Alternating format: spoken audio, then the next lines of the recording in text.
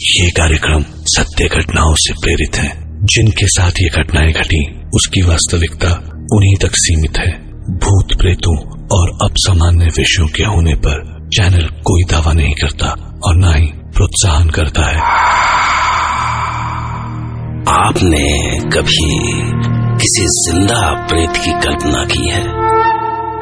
एक ऐसा जीता जागता इंसान जो इंसान होकर भी प्रेत की जिंदगी जी रहा है, सोचकर ही रूह कांप जाती है। और कल्पना कीजिए कि अगर वो जिंदा प्रेत आप हो तो कैसा महसूस करेंगे आप? उस हाल में कितने दिन जी सकेंगे? 2, 4, 8 या 10 दिन? और तब मरने के बाद जब आप सचमुच प्रेत होंगे तो क्या किसी को सुकून से जीने देंगे? मैं डॉक्टर नागर, पेशे से मनोवैज्ञानिक और पैशन से ह्यूमन माइंड का फैन, हर रात आपके पास लेकर आता हूं मुझसे मिले कुछ लोगों की आप बीती, कुछ घटनाएं जिन्हें सुनकर आप सोचने पर मजबूर हो जाते हैं।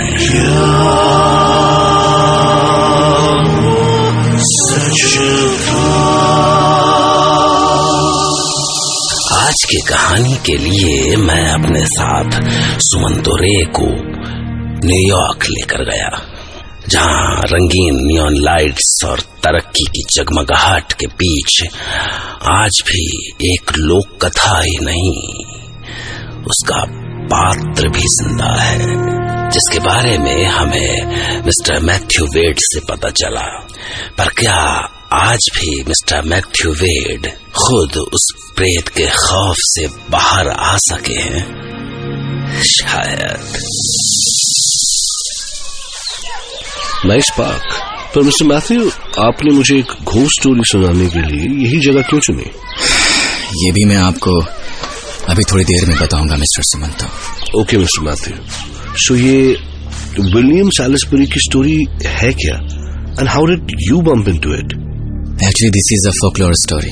ये स्टोरी शुरू हुई थी एक इनोसेंट सी यंग स्कॉटिश लड़की एना डोरोथिया से, जो बरसों पहले यहाँ कैट्सकिल टाउन में डोमेस्टिक हेल्पर का काम ढूंढने आई थी। पर बदकिस्मती से वो जिस बड़े से बंगलों में पहुंची उसका मालिक विलियम सैलिसबरी था। विलियम सैलिसबरी एक अधेड़ उम्र का रिच लेकिन बहुत गुस्सैल, वायलेंट और ऐसा आदमी था जिसे किसी को दर्द देने में बड़ा अजीब सा मजा आता था। और एना की सबसे बड़ी ट्रेजेडी ये थी कि उसको यहाँ तक आने का टिकट भी मिस्टर विलियम सैलिसबरी ने ही भेजा था।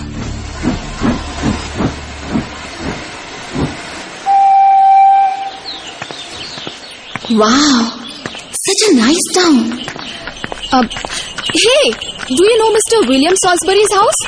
Yes, उनको कौन नहीं जानता? आप उनकी गेस्ट एना डोरोथिया है ना? हाँ। मैं आपको ही लेने आया हूँ। प्लीज अंदर बैठिए। Oh, thank you. Nice weather. Mr. William seems to be a kind man. एना अपने वेलकम से बहुत खुश थी। उसे तो अंदाजा भी नहीं था कि वहां उसका ऐसा शानदार स्वागत हो सकता है। और जब वो विलियम के बंगलों पर पहुंची तो उसे लगा कि जैसे वो स्कॉटलैंड की क्वीन का पैलेस हो। उसने उतरकर नॉक किया। मिस्टर विलियम बंगलों में अकेले ही रहते थे, तो उन्होंने ही दरवाजा खोला। Good morning mister William. Morning young girl, please come in. मुझे उम्मीद है तुम्हें रास्ते में कोई परेशानी नहीं हुई होगी। Absolutely not sir. एना को रास्ते में कोचवान की बताई सारी बातें झूठ लगी, जिसने उसे अलर्ट करते हुए कहा था कि मिस्टर विलियम बड़े गुस्सैल आदमी हैं। He is a nice old man. फिर उस कोचवान ने वो सब क्यों कहा था? He must be jealous of mister Williams wealth, I think. Miss Anna, first freshen up, see the house and then meet me in the main hall, जहां मैं तुम्हें तुम्हारी ड्यूटीज समझा दूंगा। Yes sir. लेकिन दोपहर में जब विलियम ने एना को उसका काम समझाया, घर की सफाई, कपड़े साफ करना और खाना बनाना, बस तुम्हारा इतना ही काम होगा। व्हाट? 2 दिन तो इतने बड़े घर की सफाई में ही लग जाएंगे, और फिर मिस्टर विलियम के कपड़े साफ करना, और फिर उसके बाद खाना बनाने जैसे कामों के लिए वक्त ही कहाँ मिलेगा? And one more thing, Miss. Anna Dorothea. Yeah. Remember one thing, Miss Anna. I hate excuses. शुरू में तो एना इतने कामों को सुनकर शॉक हो गई, लेकिन फिर उसने सोचा कि मिस्टर विलियम सॉफ्ट हार्टेड इंसान हैं और फिर वो समझते होंगे कि इतना काम करने में वक्त तो लगता है, तो कुछ छूट तो उसे मिल ही जाएगी। और फिर वो इतनी अच्छी जगह और इतनी अच्छी सैलरी छोड़ के यहाँ से जाना भी नहीं चाहती थी। Okay mister William, I will try my best. लेकिन जल्द ही उसके सामने विलियम का असली चेहरा आ गया। काम नहीं होता तुमसे। ये क्या है? और से सुबह से ये कपड़े यही पड़े और ये खाना है? जानवर भी नहीं खा सकता इसे। मुझे मत मारिए। मुझे जवाब दे रही है? इतनी हिम्मत हो गई तेरी? प्लीज मत मारिए मुझे, मैं मर जाऊंगी। मर जाएगी तो मर जाना, मुझ पर एहसान होगा तेरा। प्लीज मुझे जाने दीजिए, मैं अपने घर जाना चाहती हूँ। मुझे कोई पैसे नहीं चाहिए, मुझे बस जाने दीजिए सर, प्लीज। जाने दूं? और स्कॉटलैंड से यहाँ तक के टिकट का पैसा तेरा बाप देगा? आखिरी बार सुन ले, टिकट के पैसे तो मैं तुझसे लेकर ही रहूंगा, चाहे मुझे तेरी खाल उतार कर ही क्यों न बेचनी पड़े। एना बहुत ध्यान से काम करती थी कि कहीं कोई कमी न रह जाए। लेकिन एक रात जब विलियम अपने कमरे में बैठा किसी से बातें कर रहा था। मिस्टर डोमिनिक, अगर तुम मेरे रिवरसाइड वाले फार्म लीज पर लेना चाहते हो तो ठीक है, पर उसके लिए मैं $1000 से कम नहीं लूंगा। Do you accept it? तभी एना ये सोच के दबे पांव दरवाजे तक आई कि अगर मिस्टर विलियम सो रहे होंगे तो वो उनके कपड़े ले जाकर उन्हें धो देगी। लेकिन बदकिस्मती से उसके हाथ से पर्दा हिल गया और विलियम गुस्से से दहाड़ता हुआ उसकी ओर आया। कौन है? कौन छिपकर मेरी बातें सुन रहा है? अच्छा, तू है? तू छुप कर मेरी बातें सुनती है? नहीं सर, मुझे छोड़ दीजिए, मुझे मारिएगा मत। आज जिंदा नहीं बचेगी तू। सच में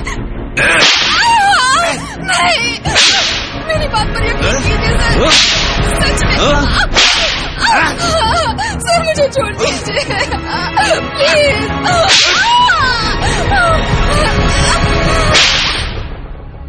कुछ देर बाद जब विलियम मार मार के थक गया तो मासूम एना के सारे बदन पर बने घावों से खून छलक आया था।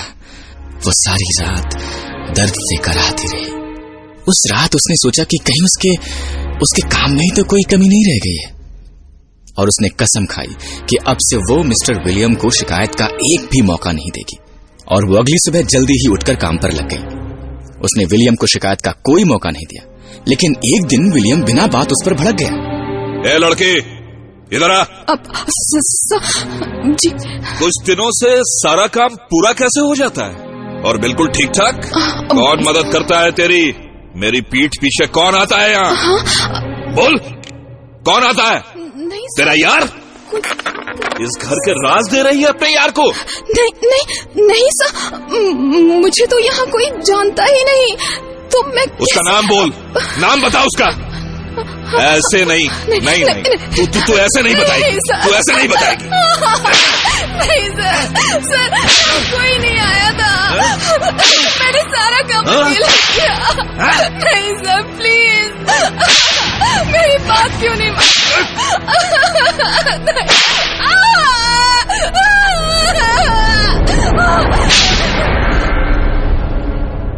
उसने मार मार के एना की खाल उधेड़ दी। अब एना समझ गई थी कि विलियम सैडिस्ट है। उसे उसकी चीखें सुनने में एक अजीब सा सुख मिलता है, और उसने फैसला कर लिया कि अब वो वहां नहीं रहेगी। वो उस रात ही वहां से भाग निकली।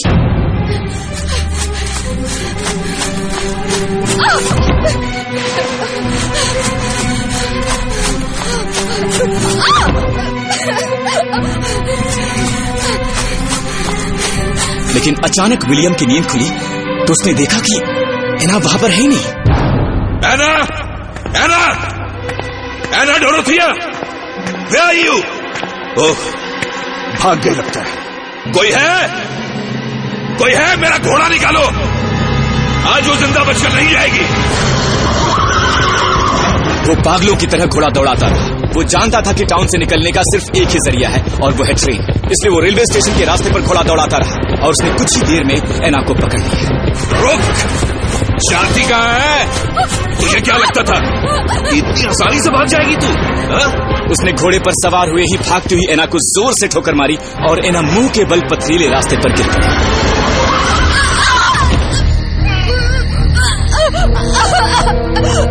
इसके बाद वो जंगलियों की तरह एना पर टूट पड़ा। ये ले, फिर से भागेगी, फिर से भागेगी तू, फिर से भागेगी। रुक, आज मैं तेरा वो हाल करूंगा कि तू भागना तो क्या, तू अपने पैरों पे चलने लायक नहीं रहेगी। फिर से भागेगी तू। विलियम ने कुछ ही देर में उसे मार मार के अधमरा कर दिया, पर उसका मन इतने से ही नहीं भरा। उसने एना को एक रस्सी से बांधा और रस्सी का दूसरा सिरा अपने हाथ में लेकर घोड़ा दौड़ाता हुआ अपनी बंगलों की ओर घसीटने लगा। और भागना चाहती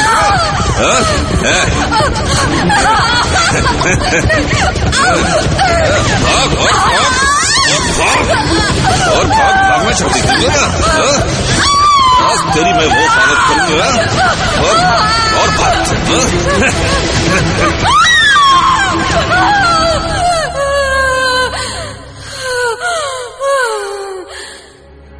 और जब विलियम अपने बंगलों पर पहुंचा तो उसके हाथ में बंधी रस्सी में एना के मांस के लोथड़े ही बचे थे।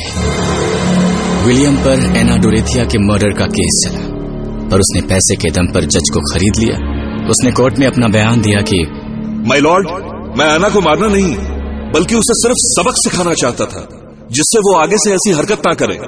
मैंने उसे डराने के लिए घोड़े से बांधा, पर घोड़ा अचानक भड़क गया और दौड़ पड़ा। मैं उसे कितनी कोशिश करके भी नहीं रोक पाया my Lord.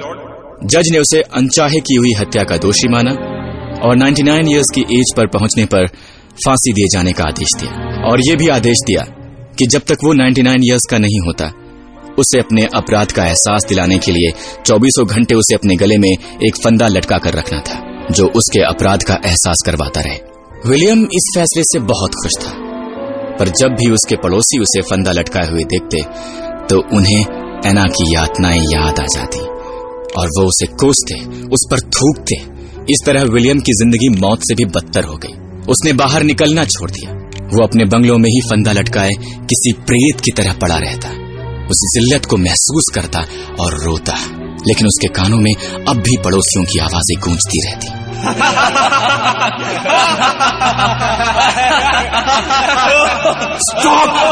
Stop it! Stop laughing at me! Why are you laughing at me?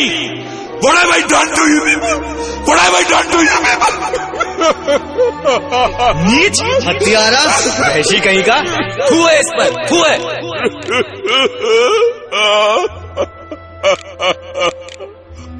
और एक रात पागल होकर उसने खुद को अपने ही गले में पड़े फंदे से लटका लिया। लेकिन ये कहानी यहीं पर खत्म नहीं होती।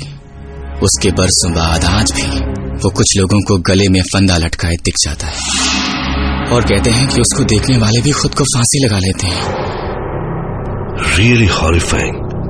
पर मिस्टर मैथ्यू, आपने अभी तक ये नहीं बताया कि ये सब बताने के लिए मुझे आप पार्क में क्यों लेके आए? क्योंकि अब मैं अपने घर में नहीं रह पाता, इसलिए मुझे अकेले में बहुत डर लगता है। जब से मैंने उसे देखा है तब से। किसे? विलियम सैलिसबरी को। Matthew, Matthew, Matthew. कौन है? कौन है? Matthew, get up, Mr. Matthew. No! Get up! I said get up! No! You have to hang yourself. No! No! No! No! No! I won't! I won't! I won't! You will, Mr. Matthew. You will. Find the rope and tie the noose the way I did it. Tie the noose, Mr. Matthew. Tie the noose.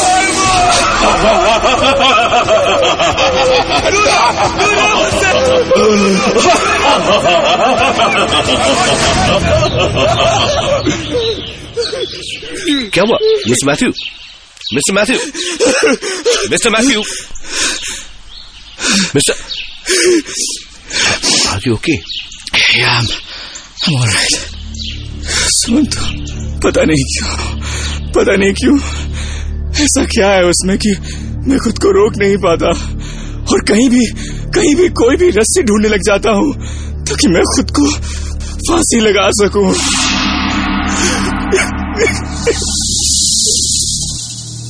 सवाल है कि mister William Salisbury का प्रेत चाहता क्या है?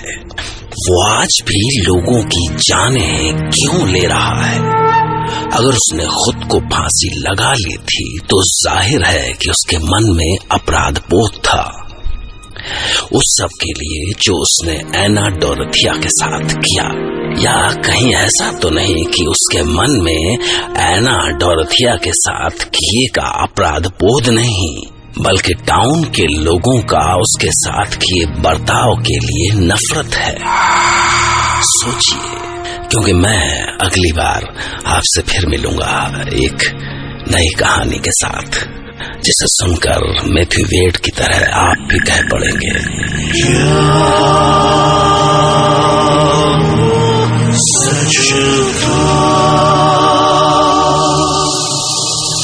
और एक आखिरी बात, मौत की सजा से इंसान तो खत्म हो जाता है, पर वो अपने पीछे छोड़ जाता है एक प्रेत, गुस्से की लपटों में जलता हुआ प्रेत। ऐसे प्रेत हर जगह हो सकते हैं, आपके बिल्कुल आस पास भी। Okay, good night and take care.